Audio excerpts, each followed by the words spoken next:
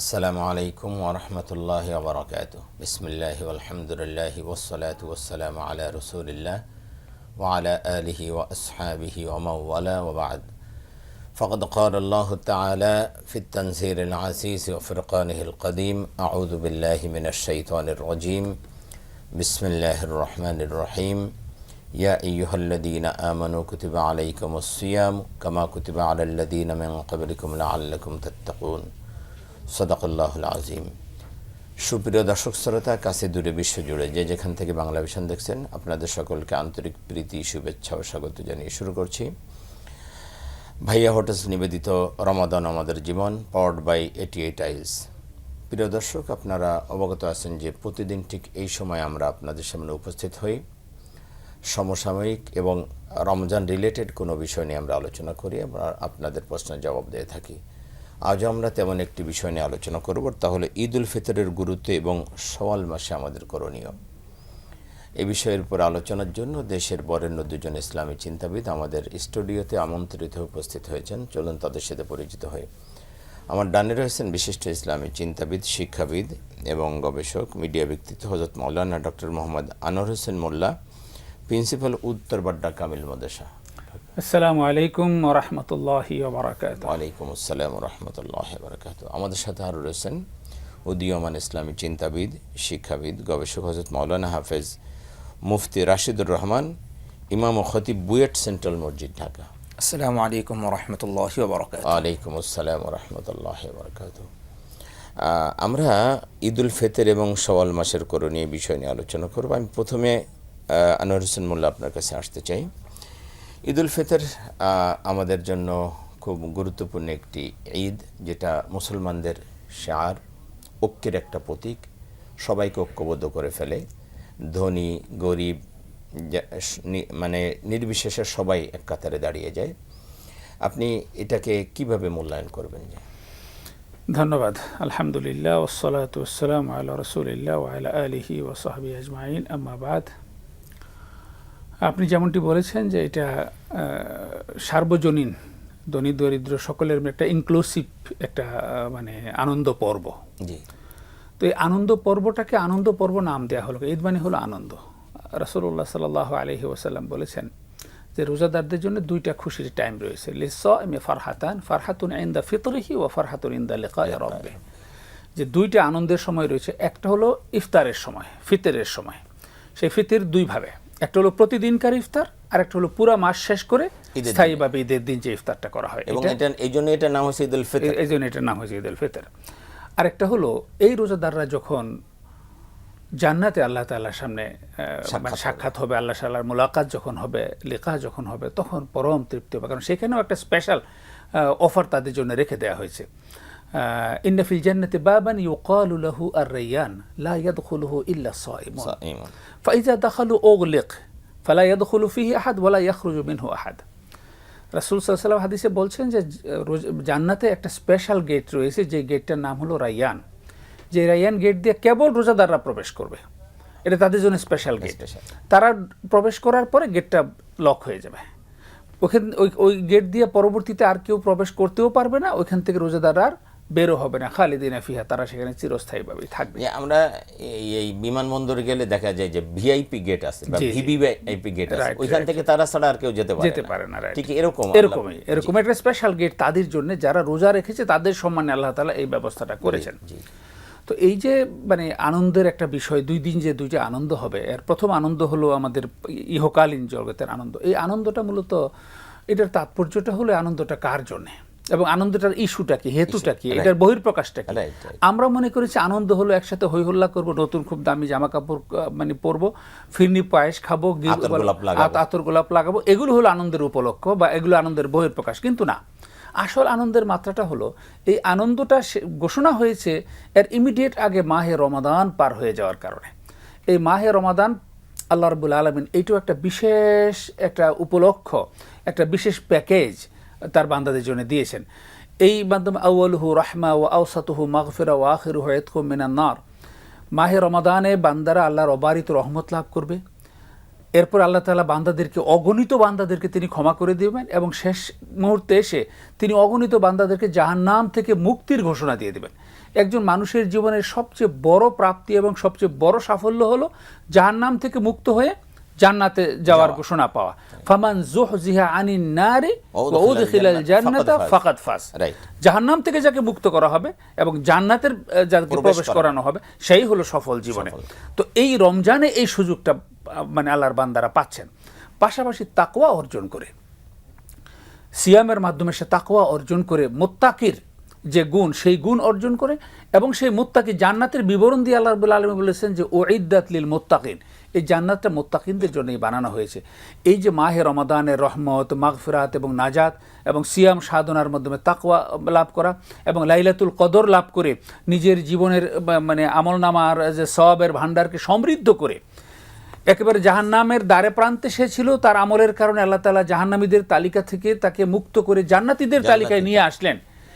এরপর পরই যখন চাঁদ উঠলো, রমজানের মানে সমাপ্তি ঘোষণা করা হলো, এই মুহূর্তটা বান্দাদের জন্য জীবনের সবচেয়ে বড় প্রাপ্তি।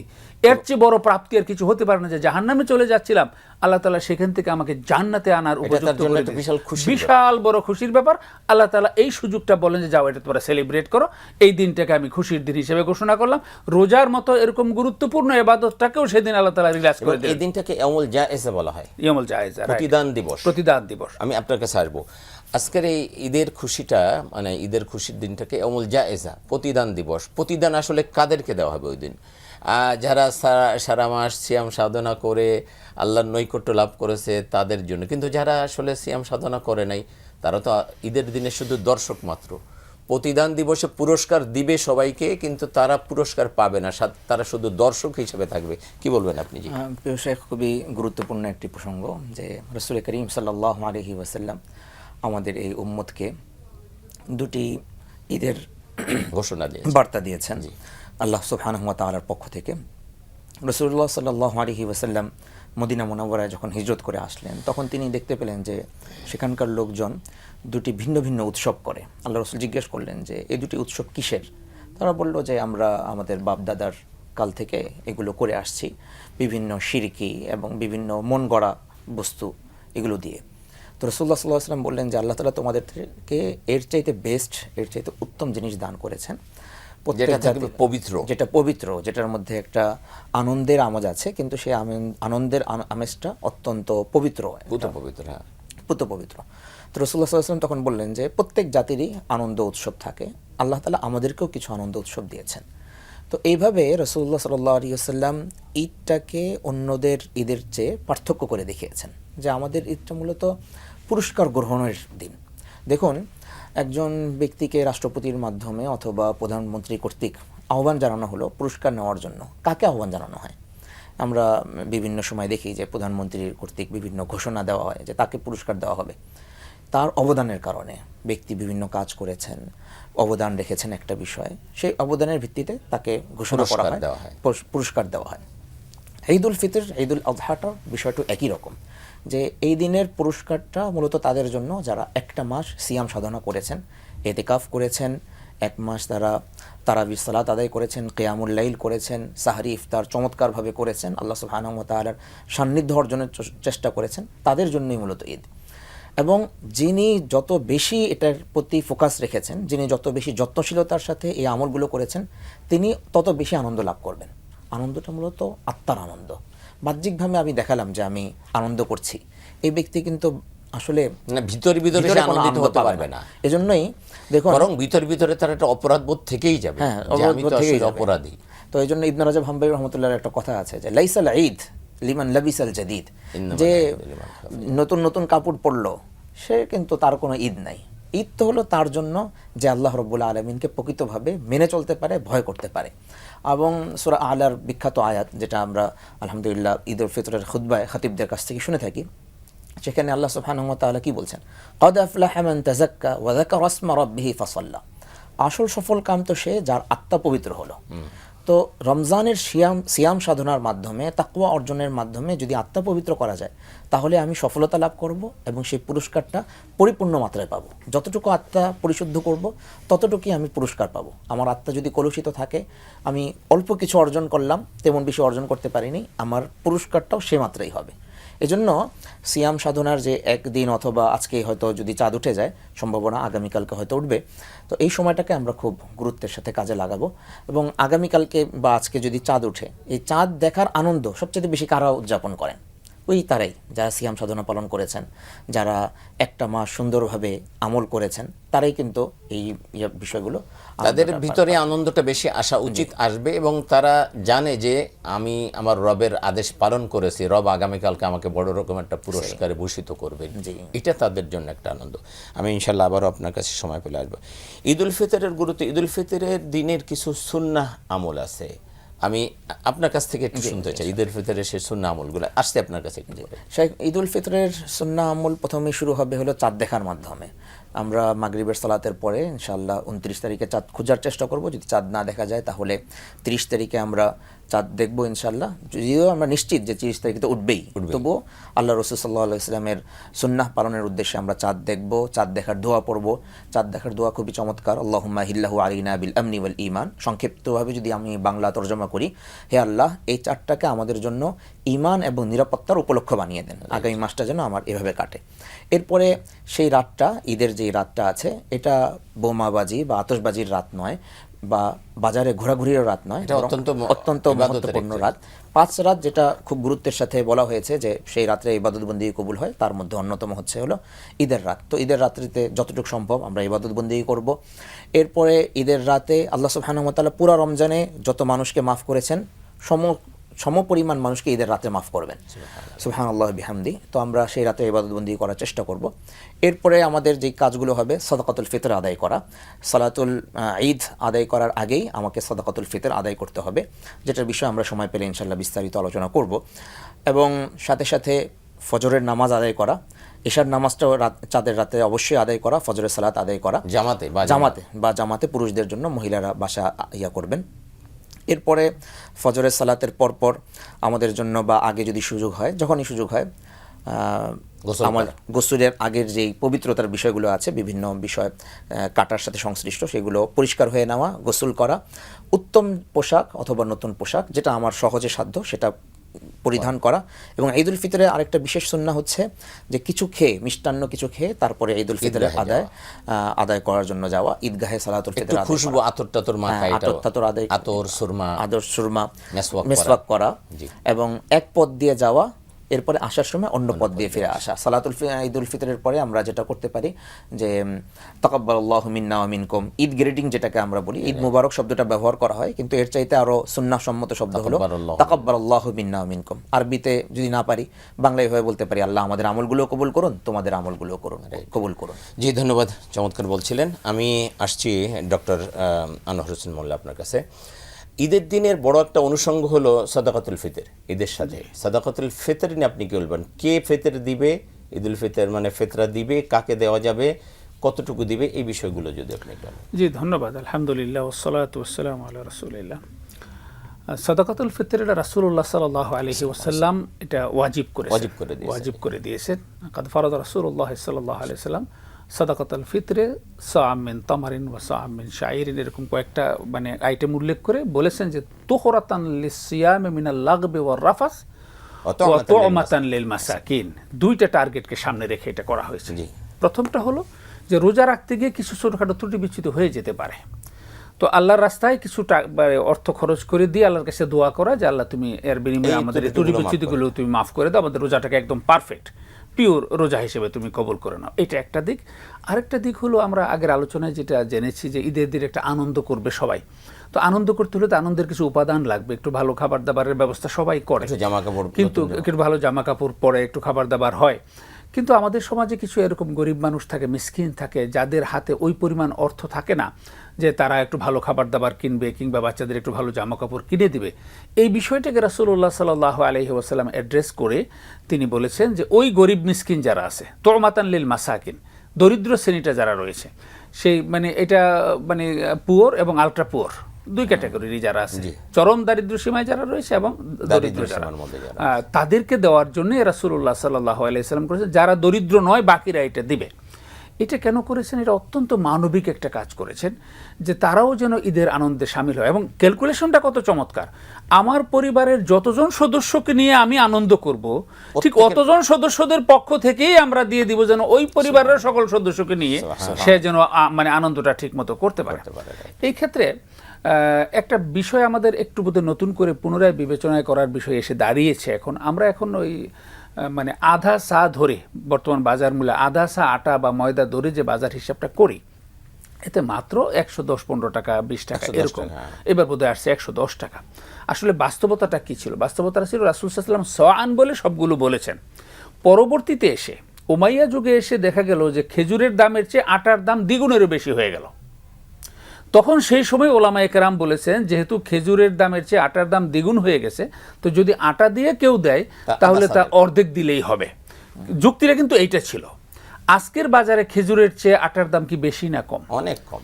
আমাদের মোটামুটি মাঝারি মানের খেজুরও যদি হয় তাহলে আমাদের 700-800 টাকা কেজি হয়ে যায়। একেবারে খুব নিম্নমানের যেগুলো সেগুলো 500-600 টাকা কেজি।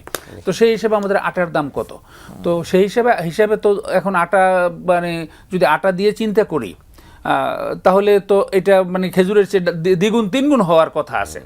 এই বিষয়টা বোধহয় ওলামায়ে কেরামদের নতুন করে একটু ভাবার বিষয়। এটা আপনার সাথে আমি একটু শেয়ার করতে চাই। সেটা হলো যে এই জন্য ইসলামিক ফাউন্ডেশন একটা দিয়েছে যে সর্বনিম্ন 110 টাকা আর সর্বোচ্চ 2850 টাকা।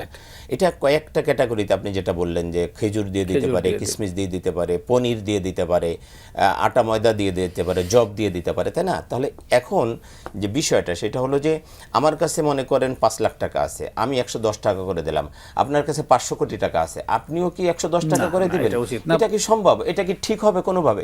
এই জন্য আপনি আপনার ক্যাটাগরিতে থেকে আপনি 2800 টাকা দেন, সমস্যা কি? আপনি 2850 টাকা করে দেন। আপনি মানে 3.5 কেজি পনিরের দাম দেন, আপনি 3.5 কেজি ভালো খেজুরের দাম দিয়ে দেন, গরিব যাতে বেশি উপকৃত হয়। এটাও একটা ভালো সিস্টেম, যে আমরা আমাদের যার যার স্তর থেকে সেই মানের জন্য আমরা দেই। এই জিনিসটা আমাদের খেয়াল রাখা দরকার। আমরা প্রত্যেকে আমাদের অবস্থান থেকে, আমার আর্থিক অবস্থা বুঝে আমি যেন সেটা দিই। আমরা সবাই যেন শুধু কমটা দেওয়ার চেষ্টা না করি। আমরা আমাদের প্রত্যেক ফ্যামিলি আমাদের যে নিজস্ব স্ট্যান্ডার্ড, সেই স্ট্যান্ডার্ড মেনটেন করে আদায় করব। আর আমি যেটা বলেছিলাম সেটা হলো যে সর্বনিম্নটা নির্ধারণ করার ক্ষেত্রে এখন আদা সাটা কি যৌক্তিক কিনা এই বিষয়টা এটা একটা পুনরায় বিবেচনা করার একটা বিষয়। ওলামায়ে কেরাম এবং সংশ্লিষ্ট এক্সপার্ট যারা আছেন তাদের প্রতি এই দৃষ্টিটা আমি আকর্ষণ করতে চাই। আর আরেকটা বিষয় আপনি যেটা বলেছেন যে আমি অনেকেই করে সর্বনিম্নটাই ধরে। আমি বাচ্চা ভর্তি করানোর সময় সর্বনিম্ন মানের স্কুলে বাচ্চা ভর্তি করাই না, আমি বাসা ভাড়া নেওয়ার সময় সর্বনিম্ন মানের বাসায় থাকি না, আমি যখন কোনো জামা কাপড় কিনতে যাই সর্বনিম্ন মানের জামা কাপড় কিনি না, আমি কোনো খাবার দাবার গ্রহণ করতে গেলে সর্বনিম্ন মানেরটা করি না, সর্বোত্তমটা চেষ্টা করি, সর্বোত্তমটা মাঝারি মানের বা আমার স্ট্যান্ডার্ডে যেরকম হয় ওরকম। কিন্তু আমি ফিতরা দেওয়ার সময় শুধু কেন আমি সর্বনিম্নটা, তাহলে এটা তো আমি নিজের প্রতি নিজে অবিচার করছি। আমার বাচ্চা 33-এ কিন্তু পাস, তো আমি তো 33-এ পাইলে খুশি হচ্ছি না। তো 33 পাইলে যদি বাচ্চা 33 পাইলে যদি আমি খুশি না হই, তাহলে 110 টাকার সাদাকাতুল ফিতর দিয়ে আমি কেমনে খুশি থাকবো? এই জন্য প্রত্যেকেই তার নিজস্ব যে স্ট্যান্ডার্ড, সেই স্ট্যান্ডার্ড অনুযায়ী দিবে। সেটা হতে পারে কয়েক হাজার টাকাও পার হেড হতে পারে, অসুবিধা নাই কিছু। যে চমৎকার বলছিলেন আপনি, সাদাকাতুল ফিতর নিয়ে কি বলবেন? শেখ, সাদাকাতুল ফিতর নিয়ে খুবই চমৎকার আলোচনা হচ্ছিল। খুব সংক্ষিপ্তভাবে যদি বলার চেষ্টা করি, সেটা হচ্ছে যে সাদাকাতুল ফিতরের কে কাকে দিবে এটা একটু বলে দিবেন। কে কাকে দিবে, কে দিতে হবে, কাকে দিতে হবে? এমন ব্যক্তির উপরে আবশ্যক যিনি ঈদুল ফিতরের দিন ফজরের নামাজের সময় বা সাহরির পরের সময়টায় থেকে নিয়ে ঈদের আগের পর্যন্ত যে সময়টুকু আছে, এই সময় জীবিত আছেন এবং তার কাছে বর্তমান বাজার মূল্য অনুযায়ী 1,80,000 টাকা আছে। খুব ভেঙে বলছে 52 তোলার উপর, 52 তোলা, একটু বেশি মনে হয় এখন 2 লাখের কিছু একটা বর্ণনা আছে। 21 ক্যারেট আজকের বাজার, বর্তমান বাজার অনুযায়ী 2 লাখের কিছু বেশি হবে, কিছু বেশি হবে। আমরা 2,10,000 ধরলাম আর কি। তো 2,10,000 টাকার মতন সেটা স্বর্ণ, রূপা অথবা ব্যবসায়িক সম্পদ অথবা নগদ ক্যাশ, এই চারটা মিলে যদি আমার কাছে 2,10,000 টাকা থাকে, তাহলে আমার উপরে সাদাকাতুল ফিতর দেওয়া আবশ্যক। আমি কাকে দিব? যে ব্যক্তির কাছে এই চারটা সম্পদ মিলে 2,10,000-এর নিচে আছে, এমন ব্যক্তিকে আমি সাদাকাতুল ফিতর দিতে পারবো। আরেকটা হলো যে আপনি বাড়ির প্রধান, তাহলে আপনার অধীনস্থ যারা আছে সবার পক্ষ থেকেও সবারটাও কিন্তু আপনাকে দিতে হবে। এই বিষয়টা যে আমি যদি গার্জিয়ান হই বাড়ির গার্জিয়ান, তাহলে আমার অধীনস্থ যারা আছে 5 জন 7 জন যে কজন আছে প্রত্যেকের সাদাকাতুল ফিতর কিন্তু আমাকে আদায় ইভেন ওই দিন যে জন্মগ্রহণ করছে তারটাও দিয়ে দিতে হবে। তো এটা আর সাদাকাতুল ফিতর নিয়ে আপনি আর কি জানেন? সাদাকাতুল ফিতর নিয়ে আরেকটি যেটি বিষয়টি বলতে যাচ্ছিলাম যে 4 ধরনের যে খাদ্য, এই গম ছাড়া খেজুর, পনির, কিশমিশ এবং জব, এই 4টা যদি দিয়ে দিই তাহলে আমার 3 কেজি 300 গ্রাম, 3 কেজি 300 গ্রাম অথবা এর মূল্য অথবা এই সমপরিমাণ অন্য ভালো খাদ্য দেওয়া। আর যদি আমি গম দিয়ে আদায় করি, যেটা অনেকেই নিরুৎসাহিত করেন, তো সেটা ক্ষেত্রে অর্ধেক হয়ে যাবে, ওটা 1.5 কেজির মতন হবে আর কি। তো সাদাকাতুল ফিতর আমরা এইভাবে প্রদান করতে পারি ইনশাআল্লাহ। জি, আরেকটা বিষয় হলো সাদাকাতুল ফিতর অবশ্যই আমরা ঈদের নামাজে যাওয়ার আগে আদায় করব, কারণ হাদিস শরীফে আসছে যে যদি তুমি ঈদের নামাজে যাওয়ার আগে সাদাকাতুল ফিতর আদায় করো তাহলে সেটা সাদাকাতুল ফিতর হিসাবে হবে। যদি ঈদের নামাজের পরে দাও তাহলে এটা সাধারণ দান হিসাবে, কারণ তবে কিন্তু সেটা আদায় করতে হবে।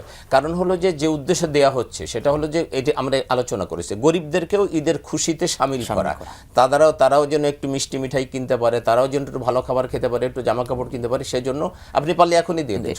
এই প্রশ্নটা কিন্তু আমাদের কাছে বারবার আসছে যে সাদাকাতুল ফিতর আমি কি ঈদের দিন যেহেতু আবশ্যক হচ্ছে আগে দিতে পারবো কিনা? আগে দেওয়া যাবে, এখন থেকেও দেওয়া যাবে। আপনি 15ই রমজান দিয়ে দিতে পারেন, 20 রমজান দিয়ে দিতে পারেন, আজকে দিয়ে দিতে পারেন, দিয়ে দেওয়া, আগামী কালকেও দিয়ে দিতে পারেন, কোনো সমস্যা নেই অগ্রিম দিয়ে দেওয়া। কারণ আমি জানি যে আমার সদস্য কজন আছে এবং কি দিতে হবে, সুতরাং আমি যেন একটু আগে দিয়ে দিই যাতে গরিবরা উপকৃত হয়।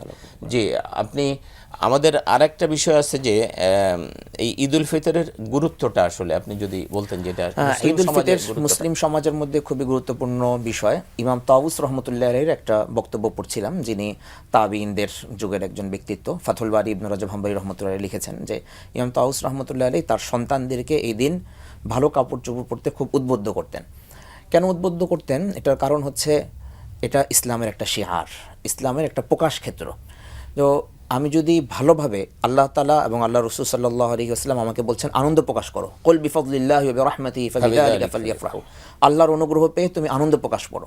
এখন আল্লাহর অনুগ্রহ পাওয়ার পরে আমি আনন্দ প্রকাশ করছি না, এটা কিন্তু সমীচীন কোনো কাজ নয়। রাসূল করিম সাল্লাল্লাহু আলাইহি ওয়াসাল্লাম কৃপণতা, হ্যাঁ, অন্য সময় আমি আনন্দ করি, কিন্তু আল্লাহ তাআলা যখন বলছেন আমি আনন্দ প্রকাশ করতে শরীয়তের সীমায় থেকে, তখন আমি আনন্দ প্রকাশ করছি না। রাসূলুল্লাহ সাল্লাল্লাহু আলাইহি ওয়াসাল্লাম বলেছেন যে আল্লাহ সুবহানাহু ওয়া তাআলা এটা পছন্দ করেন, তোমার উপরে যেন আল্লাহ রাব্বুল আলামিনের নিয়ামত প্রকাশ পায়, যে নিয়ামতটা আছে সেটা যেন প্রকাশ পায়। আল্লাহ তাআলা আমাকে ভালো কাপড় পোশাক পরার সুযোগ দিয়েছেন, সৌভাগ্য দিয়েছেন, আমি এখন তালিযুক্ত জামা পরি।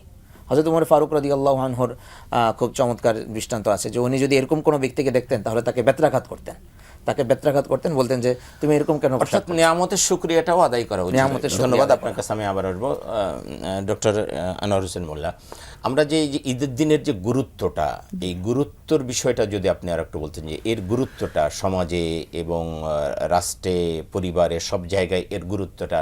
আমরা অনেকে গ্রামের বাড়িতে যাই, গ্রামে আমাদের আত্মীয় স্বজন আছে, তাদের সাথে আমাদের আচরণটা কেমন হওয়া উচিত।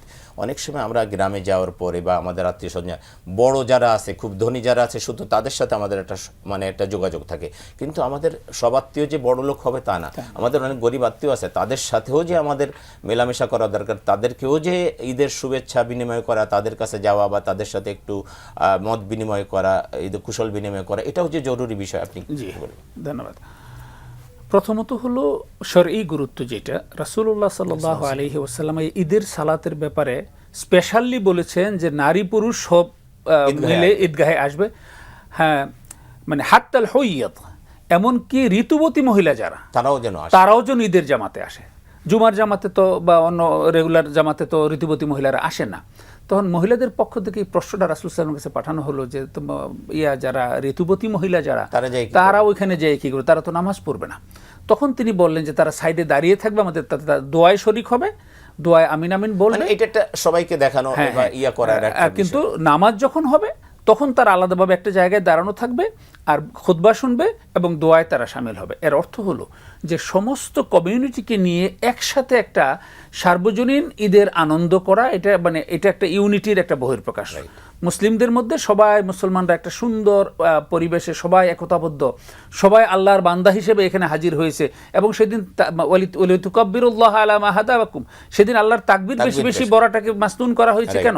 সবাই বলছে আল্লাহু আকবার, আল্লাহু আকবার, আল্লাহ সবচেয়ে বড়, আল্লাহর বরত্ব ঘোষণা করতেছে।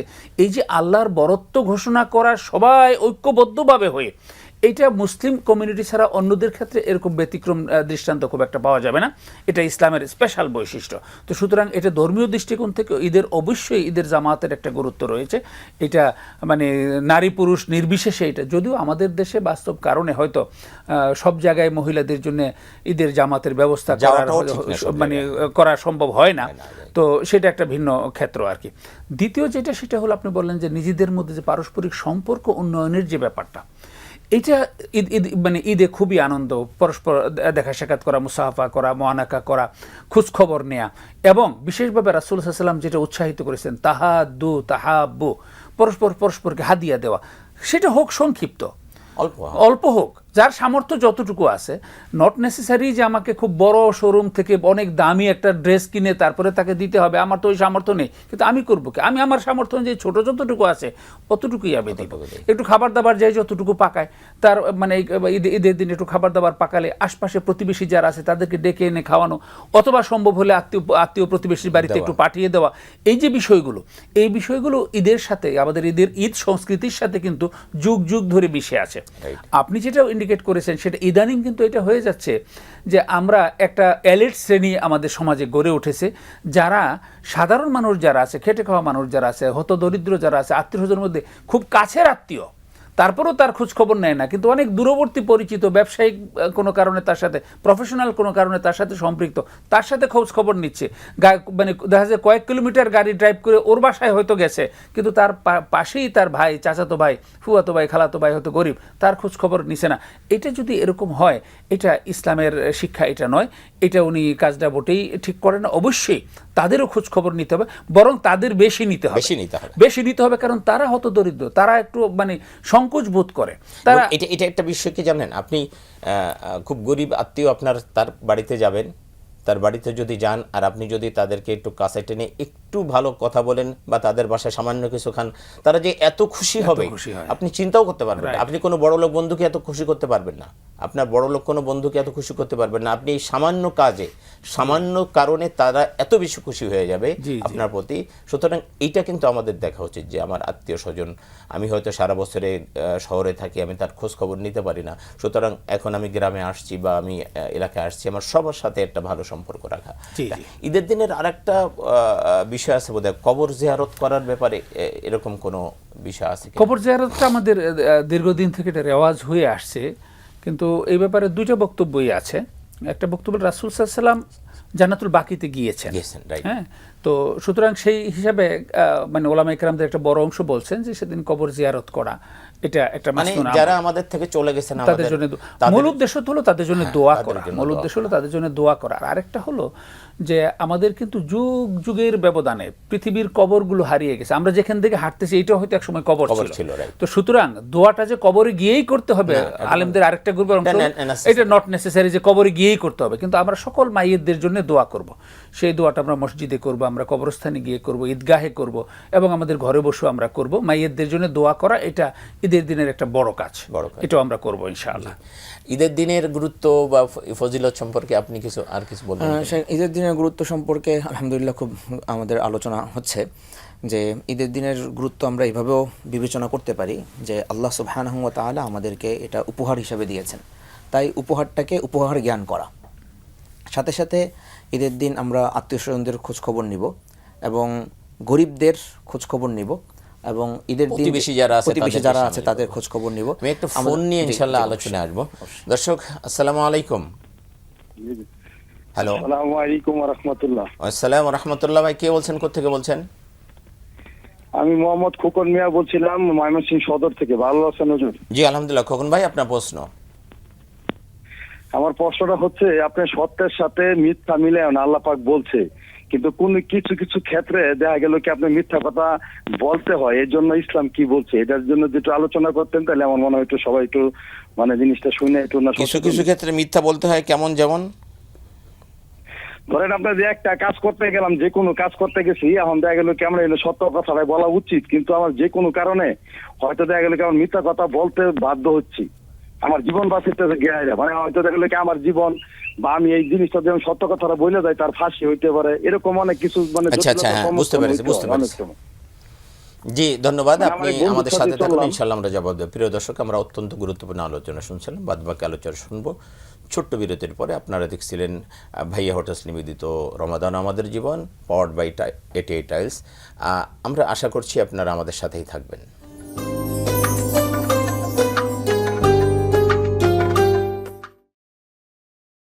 প্রিয় দর্শক, বিরতির পর আবার স্বাগত জানাচ্ছি অনুষ্ঠানে। আপনারা দেখেছেন ভাইয়া হোটেলস নিবেদিত রমাদান আমাদের জীবন, পাওয়ার্ড বাই 88 টাইলস অনুষ্ঠানে।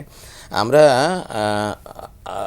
বিরতির আগে একটা ফোন পেয়েছিলাম, আমাদের খোকন ভাই ময়মনসিংহ থেকে ফোন করেছিলেন যে সত্য মিথ্যার সাথে মিশিয়ে না। আল্লাহ বলছেন সত্যকে মিথ্যার সাথে মিশ্রিত করো না, এবং মিথ্যা থেকে দূরে থাকার জন্য বারবার বলা হয়েছে, মিথ্যা কথা থেকে, মিথ্যা কাজ থেকে। এবং রমাদানের মূল শিক্ষাই কিন্তু সেইটা, যে মিথ্যাকে পরিহার করা। এখন আমাদের ভাই বলছে কিছু কিছু ক্ষেত্রে এমন হয়ে যায় যে মিথ্যা না বলে পারা যায় না, সেক্ষেত্রে উনি কি করবে? আপনি বিষয়টা যদি ক্লিয়ার করতেন। না, এটা দেখতে হবে যে ওই যে কিছু কিছু ক্ষেত্র না বলে পারা যায় না, গ্রাউন্ডটা কতটুকু। তো সেই ক্ষেত্রে যদি ঠুনকো কারণে হয় যে আমি একটু মিথ্যা বললে, মানে আমার এমনি সত্য কথা বললে লাভ হয় 5,000 টাকা, মিথ্যা কথা বললে এখানে লাভ হবে 20,000 টাকা, আমি একটু 20,000 টাকা পেলাম। সত্য কথা বললে আমার চাকরিটা হবে না, মিথ্যা কথা বললে আমার চাকরিটা হয়ে যাবে। তো এই ধরনের ঠুনকো কারণে মিথ্যা বলার কোনো সুযোগ নেই। মিথ্যাটা মানে ইয়াভাবেই, সর্বতভাবেই মিথ্যাটা নিষিদ্ধ। ইয়াকুম ওয়াল কাযিব ফাইন্নাল কাযিবা ইয়াহদি ইলাল ফুজুর ওয়া ইন্নাল ফুজুরা ইয়াহদি ইলান নার। যে অবশ্যই তোমাদেরকে মিথ্যা থেকে মিথ্যা বর্জন করতে হবে, কারণ মিথ্যা তোমাদেরকে পাপাচারের দিকে নিয়ে যাবে, আর পাপাচার তোমাদেরকে জাহান্নামের দিকে নিয়ে যাবে।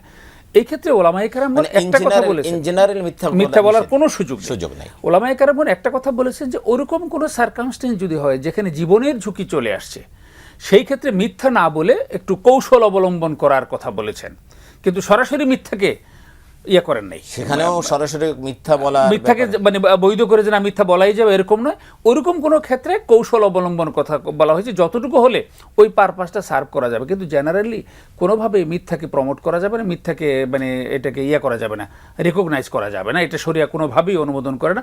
মিথ্যা একটা জঘন্য অপরাধ। জি, এবং মিথ্যা থেকেই তো আসলে সব গুনাহের শুরু। এটা হাদিসের সরাসরি ভাষ্য, সব গুনাহের। এবং উম্মুল মানে যারা বলা হয়েছে, মিথ্যাটা হলো সকল পাপের সূতিকাগার। তো সুতরাং মিথ্যাকে অবশ্যই বর্জন করতে হবে। ওরকম বিশেষ ক্ষেত্রটা এটা জেনারেল মাসালায় আনা যাবে না, ওরকম বিশেষ ক্ষেত্র বিবেচনা করতে হবে। সার্কামস্টেন্সটা কি, সেই ক্ষেত্রে কতটুকু কৌশল অবলম্বন করে সত্যকে পাশ কাটিয়ে কতটুকু করা যায়, সেটা একেবারেই নাদের বা আমরা যেটা রেয়ার 2-4টা কেস এরকম হতে পারে। জেনারেলি কোনোভাবেই মিথ্যাকে প্রমোট করার কোনো সুযোগ নেই, মিথ্যা বলার কোনো সুযোগ নেই। মিথ্যা ছাড়ার জন্যই মূলত কিন্তু রমজান মাসের বিষয়টা, মান লাম ইয়াদা কাওলা যুর ওয়াল আমালা বিহি ফালাইসা লিল্লাহি হাজাতুন ফি আন ইয়াদা তাআমাহু ওয়া শারাবাহু। যে ব্যক্তি মিথ্যা কাজ, মিথ্যা কথা বলা ছাড়লো না, আল্লাহ রাব্বুল আলামিন বলেন যে তোমার রোজা রাখা না রাখা সব বরাবর, রোজা রাখার কোনো প্রয়োজন নেই, রোজা রাখার তোমার কোনো প্রয়োজন নেই, ধমক দিয়েছেন। জি, আমরা আরেকটি বিষয় নিয়ে একটু আলোচনা করতে চাই, সেটা হলো আমাদের ঈদের পরেই শাওয়াল মাস। শাওয়াল মাসে আসলে আমাদের করণীয় কি, সেই বিষয়টা যদি দেখুন, চাঁদ ওঠার সাথে সাথেই শাওয়াল মাস শুরু হয়ে যাবে। শাওয়াল মাসের প্রধান করণীয় রমজান মাসের ঈদের যে করণীয়গুলো সেটার সাথে অনেকগুলো যায়। যেমন কিছুক্ষণ আগে বলা হলো চাঁদ দেখা, রাতে ইবাদতবন্দি করা, ঈদের সালাতুল ঈদ আদায় করা, এগুলো হলো শাওয়াল মাসের প্রধান কাজ। এরপরে শাওয়াল মাসের আরও কিছু কাজ রাসূল করিম সাল্লাল্লাহু আলাইহি ওয়াসাল্লাম গুরুত্বের সাথে বলেছেন। একটি হাদিসের মধ্যে বলা হয়েছে, হুজুর সাল্লাল্লাহু আলাইহি ওয়াসাল্লাম ইরশাদ করেন, মান সামা রমাদান সুম্মা আতবাহু সিত্তাম মিন শাওয়াল কানা কাসিয়ামিদ দাহরি কুল্লি। যে ব্যক্তি রমজান মাসের সিয়াম পালন করলো, এরপরে সে শাওয়াল মাসে 6টি সিয়াম রাখলো, রোজা রাখলো, সে যেন সারাটা বছরই রোজা রাখলো। এই হিসাবটা মূলত এরকম যে আল্লাহ সুবহানাহু ওয়া তাআলা বান্দাকে যে কোনো একটি কাজের পুরস্কার 10 গুণ বাড়িয়ে দেন। তো রমজান মাসে আমি 30টি রোজা রাখলাম, মানে 300 দিন রোজা রাখার সওয়াব পেয়ে গেল। আর বাকি থাকলো চান্দ্র মাস হিসাবে 55 অথবা 54 দিন, সেটা 6 দিন রোজা রাখার মাধ্যমে আরও 10 দিন রোজা রাখার সওয়াব ইনশাআল্লাহ আল্লাহ সুবহানাহু ওয়া তাআলা আমাকে দিয়ে দিবেন। তো এটাও একটা আমার কাজ যে শাওয়াল মাসে আমি 6টি রোজা রাখবো, নফল রোজা। এই রোজা আমি কিভাবে রাখবো? ইচ্ছা করলে এই রোজা আমি টানা একসাথেও রাখতে পারি, আবার ইচ্ছা করলে আমি শাওয়াল মাসের 2 তারিখ থেকে, অবশ্যই 1ম তারিখ না, 1ম তারিখ সেদিন রোজা রাখা নিষিদ্ধ, হারাম। সেদিন আল্লাহ সুবহানাহু ওয়া তাআলার পক্ষ থেকে উপহার গ্রহণ করতে হবে, খাদ্য খেতে হবে। 2য় তারিখ থেকে 30 অথবা 29 তারিখ পর্যন্ত আমি এই সিয়ামগুলো 6 দিন লাগাতার রাখতে পারি, অথবা ভেঙে ভেঙে রাখতে পারি, অথবা যেদিন নফল রোজার ডেটগুলো আছে, যেমন সোমবার, বৃহস্পতিবার এবং চান্দ্র মাসের আইয়ামে বীজ, সেই দিনও একই সাথে নিয়ত করে আমি এই রোজাগুলো রাখতে পারি। শাওয়াল মাসের আরেকটি এটা কিন্তু একটা ভালো বিষয়। আপনি যদি সোমবার বৃহস্পতিবার রাখেন অথবা আইএম বেজের যে 13, 14, 15 একই সাথে কিন্তু আপনি দুইটা নিয়ত করতে পারেন। শাওয়াল মাসের রোজাও হলো, আবার সাপ্তাহিক যে আল্লাহর হাবিবের সুন্নাহ, এটা নফল রোজার মধ্যে, এটা নফল ইবাদতের মধ্যে একটা সুযোগ আছে যে একই ইবাদতে 2-3টা নিয়ত করা যায়। তো এটা একটা সুযোগ যে আমাদের এটা আমরা যদি করতে পারি, এটা একটা ভালো যে প্রত্যেক সপ্তাহে আমরা 2টা করে রোজা রাখলাম, সোমবার বৃহস্পতিবার। এখানে আরেকটা বিষয়ের সাথে যে ফরজ অথবা কাজা কিংবা মানতের যে রোজা আছে ওয়াজিব, সেটার সাথে কিন্তু এটা নিয়ত করা যাবে না, তা করা যাবে, এটা আলাদা করে করতে হবে। তো আল্লাহ সুবহানাহু ওয়া তাআলা আরেকটা কথা বলেছেন, ফামান শাহিদা মিনকুমুশ শাহরা ফালইয়াসুম, রমজানের সিয়াম ব্যাপারে যে ব্যক্তি এই মাস পাবে সে যেন রোজা রাখে, আর যে ব্যক্তি অসুস্থ থাকবে অথবা সফরে থাকবে সে যেন ফাইদ্দাতুম মিন আইয়ামিন উখর, পরবর্তীতে এটা কাজা করে। তাহলে পরবর্তীতে কাজা করে মানে যত দ্রুত সম্ভব আদায় করে ফেলা। শাওয়াল মাসের আসবো আপনার কাছে ইনশাআল্লাহ। এবার আমি চমৎকার বলছিলেন এটা যে শাওয়াল মাসের যে রোজা পরবর্তীতে আদায় করা, এই যে অসুস্থ ছিল এখন সুস্থ হয়ে গেছে, অথবা আমরা জানি মহিলাদের প্রত্যেক মাসেই তারা কিছুটা অসুস্থ থাকে ন্যাচারালি, এবং সেই রোজাগুলো শাওয়াল মাসের রোজা কি আগে আদায় করবে নাকি এই রোজাগুলো আগে আদায় করবে, এটা আপনি কি বলবেন? এই ক্ষেত্রে কয়েকটা ডাইমেনশন। প্রথম হলো উনি যদি শাওয়াল মাসেই 2টা করতে চান, যে শাওয়াল মাসেটা তো শাওয়াল মাসেই করতে হবে, আমার ভাঙতি রোজাগুলো শাওয়াল মাসেই করে ফেলবো, তাহলে যে কোনো সময় করতে পারেন। তো তারতিবের দিক থেকে অপেক্ষাকৃত গুরুত্ব হবে ফরজগুলো আগে আদায় করা, এটা তারতিবের দিক থেকে গুরুত্ব, কিন্তু এমন নয় যে আগে না করলে তার রোজা নষ্ট হবে। তো যেহেতু এটা ফরজ, তার ভাঙতি রোজাটা ফরজটা রয়ে গেছে, যদি কোনো কারো আল্লাহ না করুন মারা গেলাম, তাহলে ফরজ অনাদায়ী রেখে মারা গেলাম। তো এই জন্য আগে ফরজগুলো আদায় করবেন, তারপরে ওই নফল যে সিয়াম আছে এটা করবেন। কিন্তু ঘটনাক্রমে এরকম যদি হয় যে শাওয়াল মাস শেষ হয়ে যাচ্ছে, এখনও তার ভাঙতি ছিল 7টা আর এখানে হলো 6টা, 13টা, এখন 13টা রাখার মতো সময় আর নেই, হাতে মাত্র 5 দিন আছে কি 4 দিন আছে। তাহলে যেহেতু শাওয়াল মাসের রোজাটা শাওয়ালের সাথেই জড়িত, পরে রাখার সুযোগ নাই, তো এই জন্য তিনি শাওয়ালেরটা করে নেবেন আর ভাঙতিগুলো পরবর্তীতে করবেন, যার ক্ষেত্রে যেটা সুবিধা হয় সেটা করবে। এই ক্ষেত্রে একটা মানে সম্পূরক মাসালা আমি একটু বলে রাখতে চাই। আমাদের দেশে সাধারণত আমাদের অভ্যাস হলো যে আমরা সেহরি যখন খাই তখন আজান পর্যন্ত অপেক্ষা করি, কিন্তু আমাদের দেশের একটা বাস্তবতা, এটা কেন কি কারণ আমি ঠিক জানি না, মৌলামা একরামদের অনেকে জিজ্ঞেস করেছি, তারাও ঠিক জানেন না। রমজান মাসে ঠিকই সুবে সাদেক সময় আমরা আজানটা দেই, কিন্তু রমজানের পরের দিন থেকেই সুবে সাদেকের থেকে 20 থেকে 25 মিনিট পরে আমরা আধা ঘন্টা পরে অনেক আজান দেয়, কিন্তু আমাদের জায়গায় আছে সাথে সাথে আজান দেয়, কিছু জায়গা কম জায়গায় আছে। কিন্তু আমাদের দেশের অনেক মা বোনেরা, আমাদের বিশেষ করে আমাদের মহিলারা যারা রোজা রাখেন, তারা কিন্তু আজানকে বেজ ধরে সেহরি খাওয়া শেষ করে। তো যদি মানে রমজানের পরে এই শাওয়াল থেকে শুরু করে আগামী রমজানের আগ পর্যন্ত যে কোনো রোজা কেউ রাখে, তাহলে অবশ্যই সেহরি খাওয়ার স্ট্যান্ডার্ডটা কিন্তু শেষ সময়টাকে কোনো অবস্থাতে আজান, আমাদের দেশের যে আজান, এই আজানটা যেহেতু সুবে সাদেককে কেন্দ্র করে দেয়া হচ্ছে না, এই জন্য আজানকে স্ট্যান্ডার্ড দেওয়া যাবে না। ইসলামিক ফাউন্ডেশন আমাদের সেহরির শেষ সময়ের যে একটা তালিকা নির্ধারণ করে দিয়েছে, আমি অনুরোধ করবো সেইটা সবাই রাখবেন এবং সেইটা ফলো করবেন। আর না হলে কিন্তু কষ্ট করে রোজা রাখবেন, কিন্তু সেই রোজাটা কিন্তু রোজাটা কিন্তু হবে না। যদি আজান পর্যন্ত খান তাহলে একটা রোজা হবে না। সুবে সাদেকের অন্তত আধা ঘন্টা 25 মিনিট পরে আজান দিচ্ছে। জি, চমৎকার বলছিলেন। আমাদের শাওয়াল মাসে আরো কি করণীয় থাকতে পারে? এর মধ্যে আরেকটা বড় করণীয় সেটা হলো রমজানের শিক্ষাটাকে আমরা যেন শাওয়াল থেকে ধরে পরবর্তী শাবান মাস পর্যন্ত ধরে রাখি। রমজানের প্রধান শিক্ষা কি? তাকওয়ার উপরে থাকা।